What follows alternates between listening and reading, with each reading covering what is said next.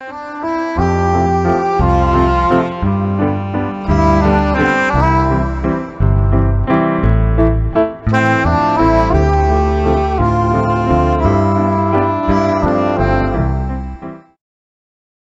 후 양육비를 대신 내달라는 아들의 요구를 거절해도 될까요?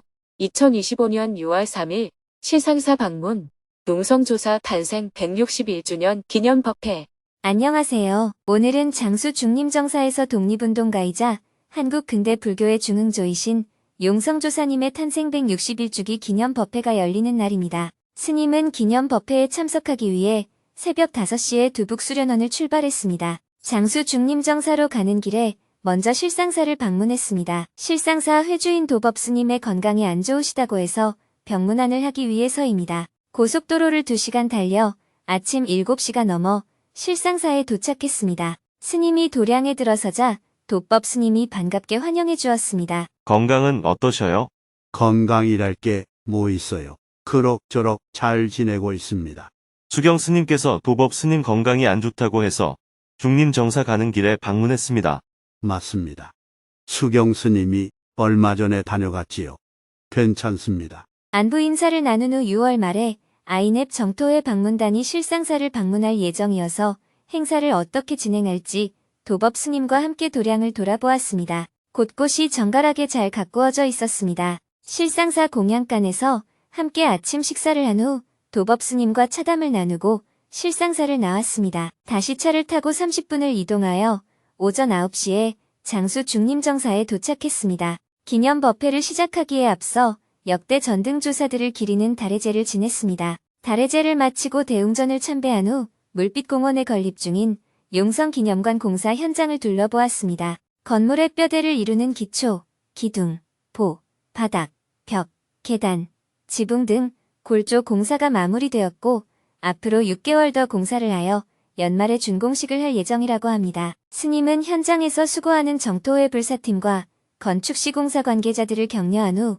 기념법회를 하기 위해 용성교육관으로 향했습니다. 대전 충청지부를 비롯하여 경남지부, 부산 울산지부, 광주 전라지부, 행복운동본부 등 전국에서 정토회 회원 400여 명이 참석한 가운데 10시 정각에 기념법회를 시작했습니다. 삼귀이와 반야심경을 봉독한 후 국기에 대한 경례, 애국가 제창, 순국선열에 대해 묵념을 하고 정토회 대표 전혜종님이 용성조사님의 행장을 낭독했습니다. 이어서 참석한 내빈 소개를 했습니다. 장수군의회, 장수문화원, 장수군교육청, 백용성조사 기념사업회, 번안면사무소, 장수농협, 번안면 주민자치위원회, 이장협의회 등 지역사회 인사들이 자리를 빛내주었습니다. 그중 장수군 의회 이종섭 의원이 기념 축사를 해주었습니다. 다음은 용성조사님의 탄신일을 기념하여 대전 충청 지부 회원들이 기념 공연을 선보였습니다. 용성조사님의 탄생부터 독립운동의 길, 마지막으로 유훈을 남기고 열반에 이르는 순간까지 1막부터 5막까지의 대서사가 10분간의 연극 속에서 펼쳐졌습니다. 용성조사의 말씀처럼 이제 대한민국은 찬란한 길을 열어 누구도 가지 않은 새로운 길을 가게 될 것이다. 그 길이 바로 우리 눈앞에 있다. 이젠 우리가 하겠습니다. 이제는 우리가 하겠다는 외침에 모두가 뜨거운 박수를 보냈습니다. 이어서 다 함께 온결의 노래를 제창했습니다. 이 노래는 용성조사께서 작사하시고 불심도문 큰스님께서 정리하신 곡입니다. 중림정사 사찰 안내팀의 선창에 따라 다 같이 힘차게 불러보았습니다. 다음은 법륜스님이 용성, 희망, 변화, 그리고 나라는 주제로 기념 법문을 했습니다. 오늘은 석가열애 부촉법 제68세 용성 진종 조사님의 탄생 161주년이 되는 뜻깊은 날입니다. 지난해 용성 진종 조사님의 탄생 160주년을 맞아 저희는 이곳 중림정사 앞에 자리한 물빛공원에서 1만 대중이 모여 한반도의 평화와 대한민국의 국민통합, 국가의 지속적인 발전을 기원하며 만인 대법회를 열었습니다. 불심도문 큰스님을 증명법사로 모시고 많은 내외 귀빈과 사회 각계 인사, 원로, 정치인들까지 함께 정토회 회원 1만 대중이 한마음으로 간절히 기도하였습니다. 그 결과일까요? 돌아보면 지난해에는 한반도에 긴장이 고조되어 전쟁 가능성까지 우려되는 상황이었습니다. 그런데 연말을 기점으로 기적처럼 미국의 대통령이 바뀌고 한국 내에서는 계엄 시도가 무산되는 등 중대한 변화들이 잇따라 일어났습니다. 한반도의 전쟁 위기는 현저히 완화되었고 정세 또한 새로운 국면을 맞이하고 있습니다. 이제 곧 새 정부가 출범하고 미국 대통령이 북미 관계 개선에 나선다면 어쩌면 우리는 지난 72년간 지속된 정전 체제를 종식하고 다시는 전쟁이 없는 평화 체제로 나아갈 가능성이 열릴지도 모릅니다. 그렇기에 이 시점에서 우리는 더욱 간절하게 민족과 국민은 물론 동아시아와 세계의 평화를 위해 기도하고 실천해야 할 것 같습니다. 불교를 깨우고 조선을 깨운 용성조사님. 그 혁신과 독립의 길. 오늘 용성조사님의 탄생 161주년을 맞아 그분의 생애를 되돌아보면 대부분의 한국 승려들과는 다른 길을 걸으셨음을 알 수 있습니다. 한국의 스님들은 주로 개인 수행에 몰두하거나 중생의 복을 비는 일에 집중합니다. 속세를 떠났기 때문에 세상 일에 관여하는 것은 승려의 본분이 아니라는 관념이 강했습니다. 또한 불경은 한문으로 된 원문으로 읽어야 정통이라는 인식 아래 지금도 여전히 한문 불경으로 공부하고 연불하는 전통이 이어지고 있습니다. 그런데 용성조사님은 이러한 불교의 오랜 관념과 전통의 변화와 혁신을 불러일으키고 불교의 지성화, 대중화, 생활화를 추구하셨습니다.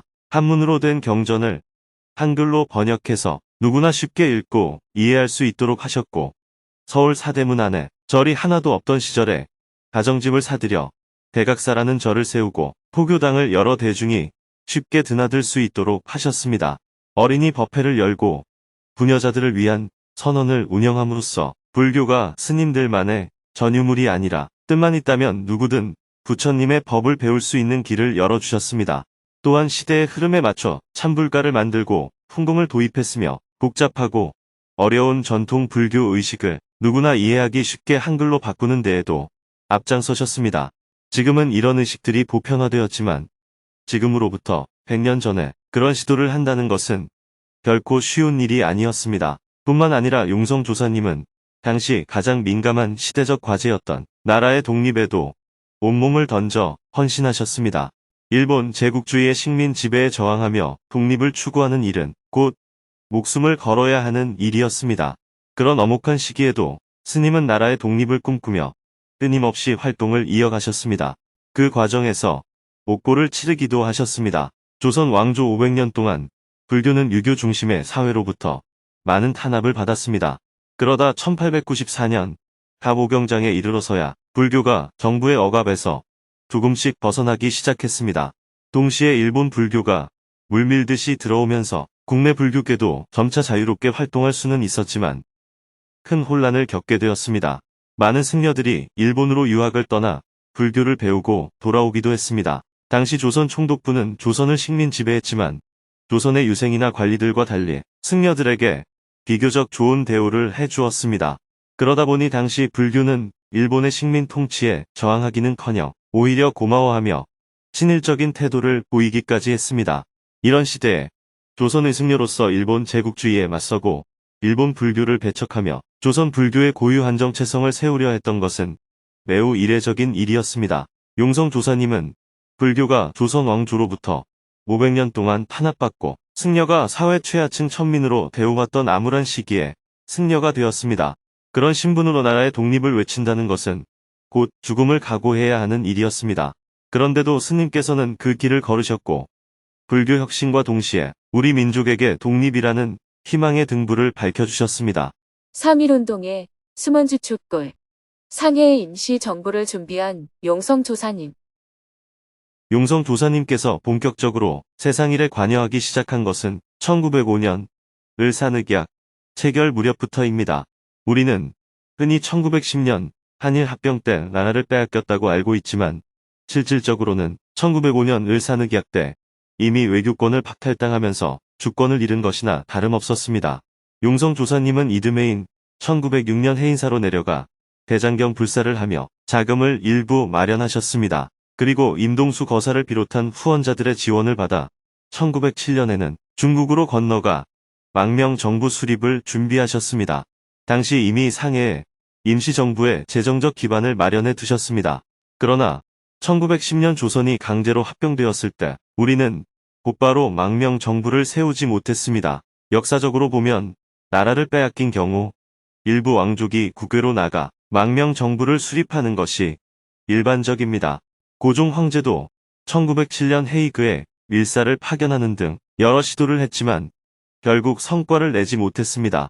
결국 조선은 1910년에 나를 빼앗겼고 그로부터 9년이 지난 1919년 전국적으로 3.1 독립운동이 일어났습니다. 그리고 그해 4월의 상해에서는 대한민국 임시정부가 수립됩니다.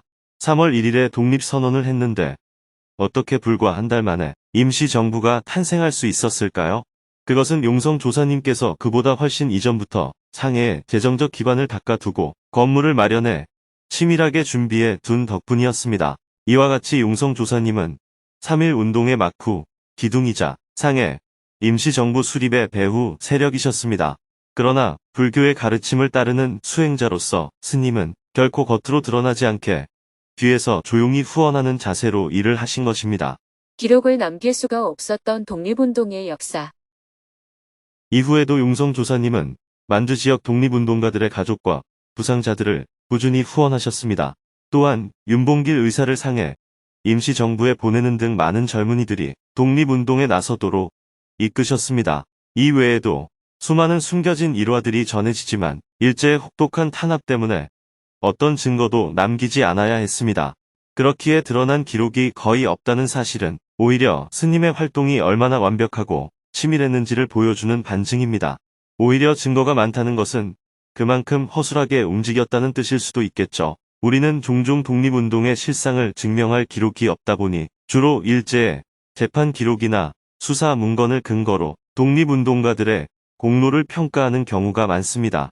일본 제국주의가 독립운동가를 처벌하기 위해 만든 기록에 이름이 올라가면 훌륭한 독립운동가 되고 기록이 없으면 독립운동가로 인정받지 못하는 것이 현실입니다. 심지어 아무런 행동도 하지 않고도 기록이 남아있다는 이유로 독립운동가로 인정받고 치열하게 헌신하고도 증거를 남기지 않은 사람은 아무것도 하지 않은 사람처럼 되는 것입니다. 용성 조사님도 늘 철저히 배후에서 움직이셨기 때문에 그 공적을 제대로 알기 어렵습니다. 3.1 독립운동 당시 한용운 스님을 포함한 33인이 독립선언을 준비할 때도 마찬가지였습니다. 용성 조사님까지 잡혀가면 그 뒤를 누가 책임지겠느냐 하는 우려 속에 용성 조사님은 뒤로 빠지게 하고 다른 사람들을 앞세웠습니다. 그래서 기록에는 용성 조사님이 직접 서명한 것으로 남아있지 않습니다. 당시 한용운 스님이 도장을 빌려달라고 해서 내어주셨고 독립선언이 발표되던 당일에도 사람들이 모인다고 해서 갔더니 그런 일이 벌어졌더라 하는 식으로 용성 조사님의 존재를 감추었던 것입니다. 그 결과 용성 조사님은 독립선언서에 도장만 빌려주고 아무런 역할도 하지 않은 사람처럼 기록에 남게 되었습니다. 이런 일은 민주화 운동을 해본 사람이면 알 수 있는 일이에요. 겉으로 나서는 사람과 뒤에서 실질적인 역할을 하는 사람은 따로 있죠. 모든 것을 바쳐 헌신하면서도 당대에는 기록을 남기는 것조차 위험했던 사람들이 있습니다. 그런데 시간이 지나고 나면 공적을 증명하라며 기록을 요구하고 그 기록의 유무에 따라 독립운동가로 인정받느냐 못 받느냐가 결정되는 거예요. 기록이 남지 않은 상황에서 중요한 것이 증언입니다.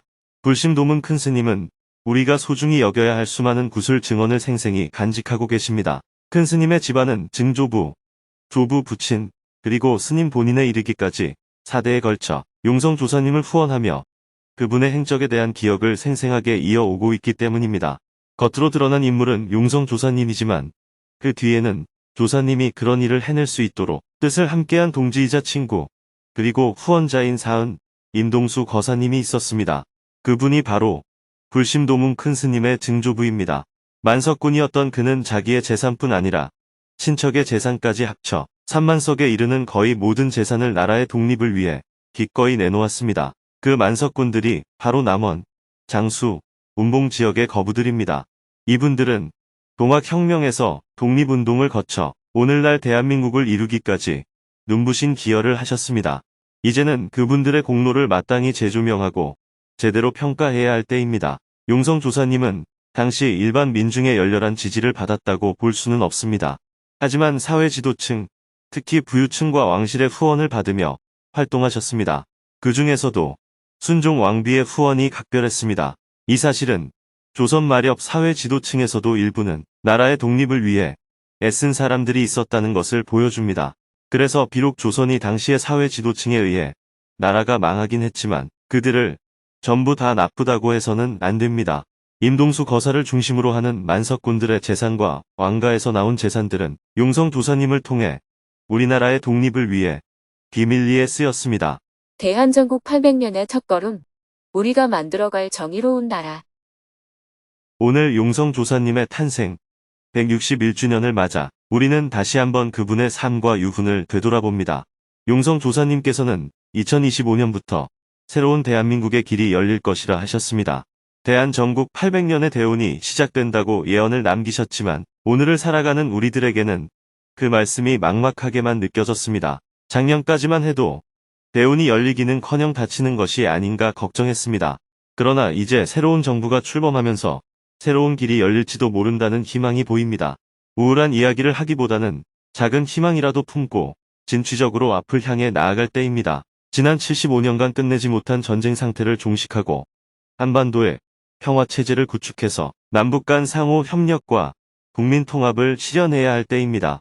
백성이 주인이 되는 나라, 정의롭고 바른 대한민국을 함께 만들어가는 것이야말로 용성 조사님의 유훈을 실현하는 길이라고 생각합니다.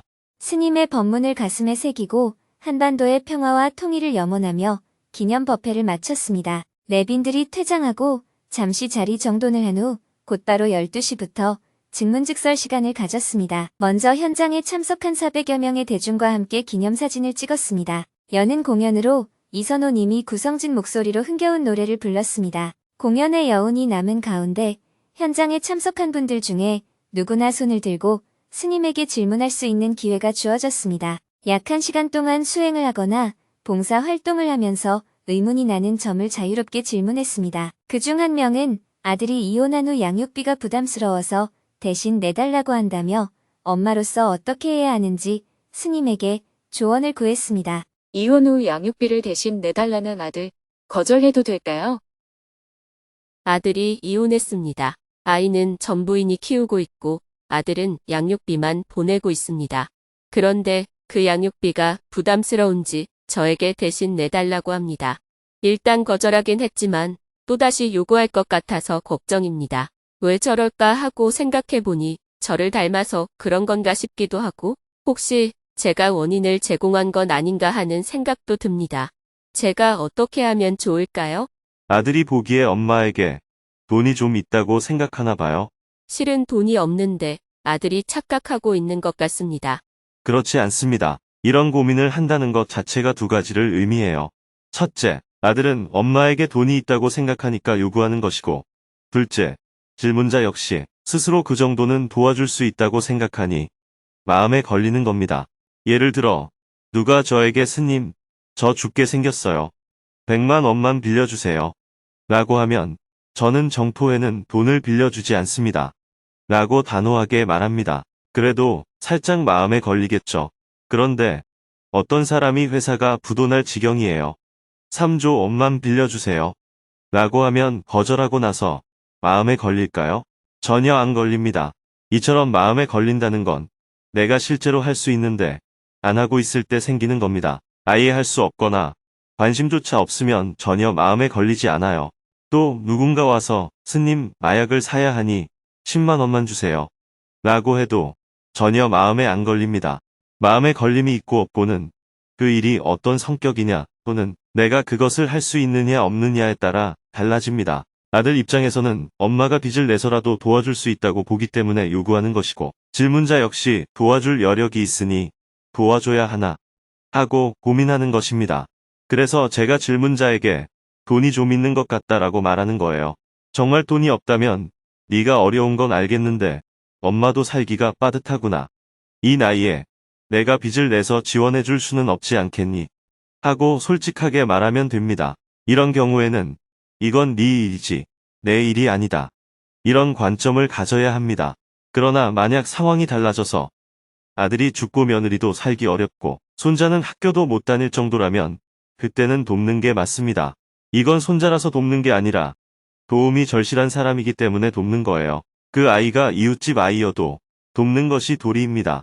그럴 때는 내 일이 아니라고 선을 끊는 태도는 적절하지 않습니다.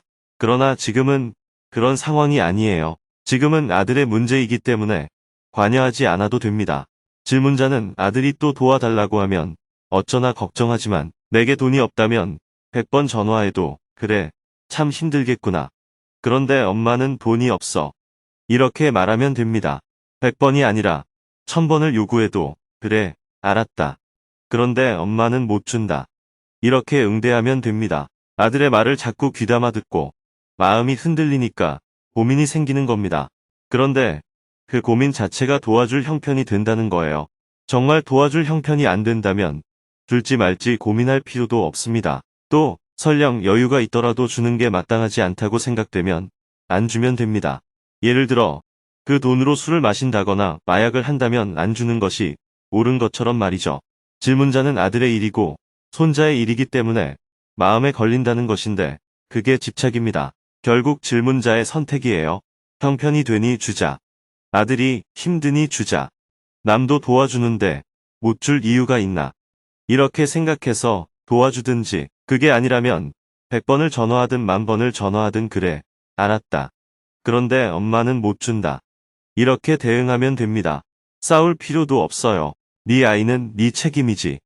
왜 나한테 떠넘기냐. 하고 따지지 마세요. 그렇게 싸운다는 건 그 일이 마음에 걸린다는 뜻이고 이미 집착이 생긴 거예요. 그냥 부드럽게 그래, 알았다. 그런데 엄마는 못 준단다. 이렇게 가볍게 거절하고 넘어가면 됩니다. 전화가 얼마나 오든 신경 쓸 일은 아니에요. 만약에 어떤 사람이 매달 10만 원씩 내야 하는 게 있는데 지금 수중에 10만 원밖에 없어요. 그 돈을 내면 다른 데 쓸 돈이 없어서 다른 사람한테 대신 내달라고 부탁했어요. 그러면 나중에 돈이 생기면 그걸 갚는 데 쓸까요? 다른 데 쓸까요? 보통은 그냥 다른 데 써버립니다. 이처럼 지금 질문자가 돈을 주는 것은 아들의 책임을 대신 떠맡는 것이지 실제로 아들에게 도움이 되는 건 아닙니다. 돈을 안 주면 아들은 술을 한 잔 덜 마시든지 밥을 한 끼 굶든지 하게 됩니다. 그러나 엄마가 해결해 주면 술을 한 잔 더 마시고 밥을 더 사 먹게 될 거예요. 사람 마음이 그렇습니다. 아들이 자기 책임을 다하지 않으면 결국 손자와 아버지의 관계에도 좋지 않습니다. 손자 입장에서 보면 아빠가 직접 도와주는 것과 아빠가 방치해서 할머니가 대신 도와주는 건 전혀 다르거든요. 그런 경우라면 아빠와 무슨 정이 생기겠어요. 그러니 이건 전혀 질문자의 일이 아닙니다.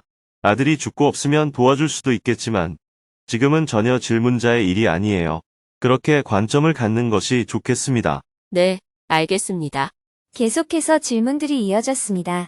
5명과 대화를 나눈 후 오후 1시가 넘어서 증문즉설 법회를 마쳤습니다. 이어서 점심 식사 시간을 가졌습니다. 대중은 3, 4, 5 모여서 각자 싸온 도시락을 꺼내 맛있게 식사를 한 후 도량을 청소했습니다. 스님도 간단히 점심 식사를 한 후 오후 2시에 장수를 출발하여 서울로 향했습니다. 차로 3시간을 달려 오후 5시에 서울에 도착한 후 저녁 식사를 했습니다. 해가 저물고 저녁 7시 30분부터는 평화재단 회의실에서 청년특별지부와 사회활동위원회 책임자들이 모인 가운데 청년전법을 주제로 회의를 했습니다. 청년 실업, 저출생, 주택 문제, 사교육비 부담 등 여러 문제를 안고 침체되어 있는 청년들에게 희망과 용기를 주기 위해 작년부터 스님이 청년축제를 열면 좋겠다고 여러 차례 제안을 했고 이를 실행하기 위해 지난달부터 회의를 시작하여 오늘로 4번째 회의를 열었습니다.